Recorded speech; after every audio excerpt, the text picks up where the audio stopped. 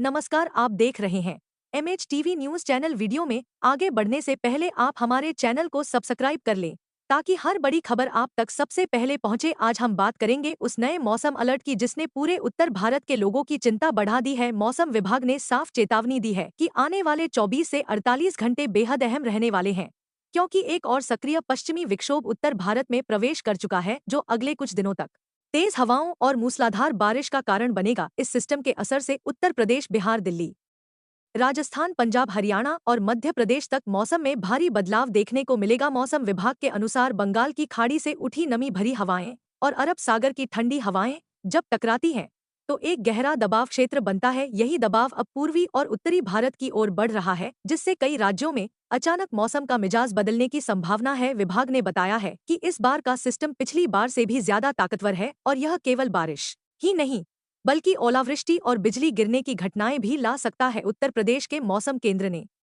जानकारी दी है कि राज्य के करीब 60 जिलों में भारी बारिश के आसार हैं। खास तौर पर पश्चिमी और मध्य यूपी में आंधी के साथ बिजली गिरने की संभावना है। लखनऊ, प्रयागराज, वाराणसी, कानपुर, आगरा, मेरठ, मुरादाबाद, बरेली, अलीगढ़ और गोरखपुर जैसे जिलों में अगले 22 घंटे बेहद नाजुक रहेंगे, क्योंकि इस दौरान हवा की गति 45 से 60 किलोमीटर प्रति घंटा तक पहुंच सकती है। राजधानी लखनऊ में सुबह से ही आसमान पर काले बादल छाए हुए हैं। तापमान में गिरावट दर्ज की गई है और नमी का स्तर 80% तक पहुंच गया है। शाम तक तेज हवाओं और गर्जना के साथ बारिश शुरू होने की संभावना है। मौसम विभाग ने यहां येलो अलर्ट जारी किया है, जबकि पश्चिमी यूपी के जिलों के लिए ऑरेंज अलर्ट लागू है। दिल्ली एनसीआर में भी मौसम ने करवट ले ली है। सुबह से ही बादल छाए हैं और हवा में ठंडक बढ़ गई है। भारतीय मौसम विज्ञान विभाग ने कहा है कि राजधानी और आसपास के इलाकों में देर रात गरज के साथ बारिश हो सकती है। इससे वायु गुणवत्ता में सुधार की उम्मीद है, लेकिन बारिश के बाद ठंडी हवाओं के चलते तापमान में भारी गिरावट आएगी और कोहरे की स्थिति बन सकती है। पंजाब और हरियाणा के कई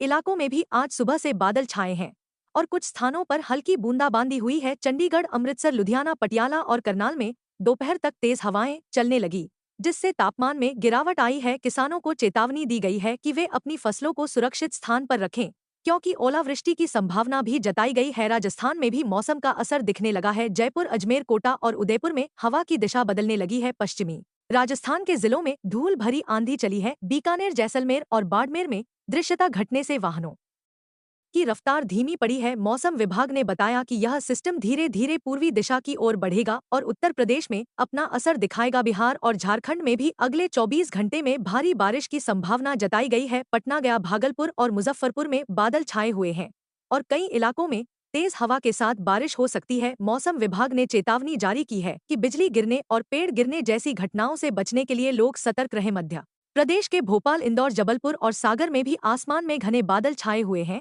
और हल्की बारिश शुरू हो चुकी है। यहाँ भी हवा की गति 50 किलोमीटर प्रति घंटा तक पहुँच सकती है, जिससे खेतों में खड़ी फसलों को नुकसान हो सकता है। कृषि विभाग ने किसानों से अपील की है कि वे अपनी तैयार फसलें तुरंत सुरक्षित स्थान पर रख लें, धान की कटाई रोक दें और जो फसल कटी पड़ी है उसे ढककर रखें ताकि बारिश से नुकसान न हो। गेहूं की बुवाई के लिए यह नमी फायदेमंद होगी, लेकिन अगर बारिश लगातार 2 दिन तक जारी रही तो जलभराव से नुकसान भी हो सकता है। मौसम विशेषज्ञों का कहना है कि बंगाल की खाड़ी और अरब सागर दोनों ओर से आने वाली हवाओं के कारण इस बार का सिस्टम लंबा खिंच सकता है, यानी यह बारिश का दौर 2 से 3 दिन तक जारी रह सकता है। इससे तापमान में 5 से 7 डिग्री की गिरावट दर्ज की जा सकती है। उत्तराखंड और हिमाचल प्रदेश में बर्फबारी की संभावना है। बद्रीनाथ, केदारनाथ, गंगोत्री और यमुनोत्री में बर्फबारी के चलते रास्ते बंद हो सकते हैं।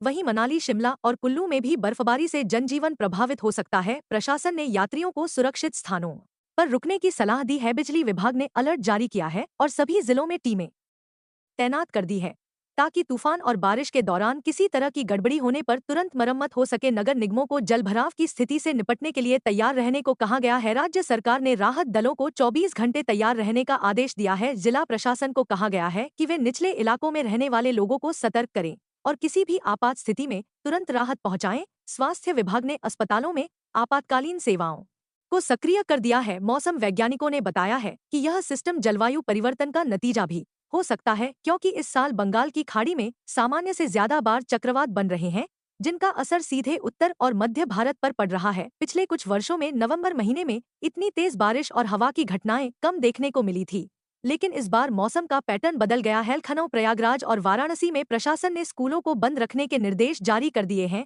वहीं गोरखपुर, बरेली और मेरठ में भी जिला प्रशासन ने लोगों से अपील की है कि वे शाम के बाद घरों से बाहर न निकलें, क्योंकि हवा की रफ्तार और बिजली गिरने की घटनाएं बढ़ सकती हैं। अगर आप यात्रा पर हैं तो किसी सुरक्षित स्थान पर रुक जाएं। बारिश या तूफान के दौरान वाहन चलाते समय सावधानी बरतें। बिजली के खंभों और पेड़ों से दूरी बनाए रखें।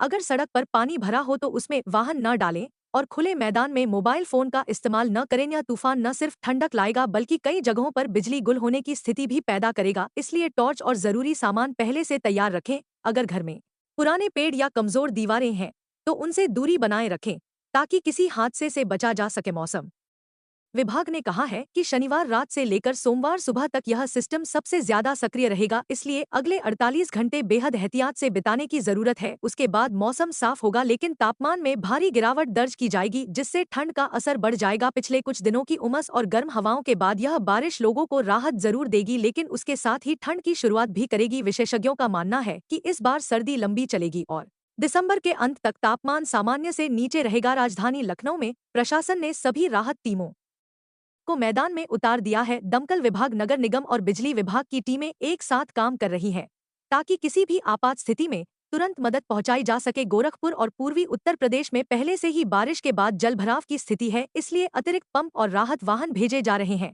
आने वाले 3 दिन पूरे उत्तर भारत के लिए अहम है। मौसम में यह बदलाव अचानक और तेज है, इसलिए सतर्क रहना बेहद जरूरी है। सरकार और प्रशासन ने अपनी तैयारियां पूरी कर ली हैं। अब लोगों को भी सावधानी बरतनी होगी ताकि किसी अनहोनी से बचा जा सके। हमारी टीम लगातार मौसम विभाग की हर अपडेट पर नजर रखे हुए है। जैसे ही कोई नई जानकारी सामने आती है हम आपको तुरंत बताएंगे, इसलिए चैनल को सब्सक्राइब करें और बेल आइकन जरूर दबाएं ताकि मौसम और देश प्रदेश की हर खबर सबसे पहले आप तक पहुंचे। नमस्कार।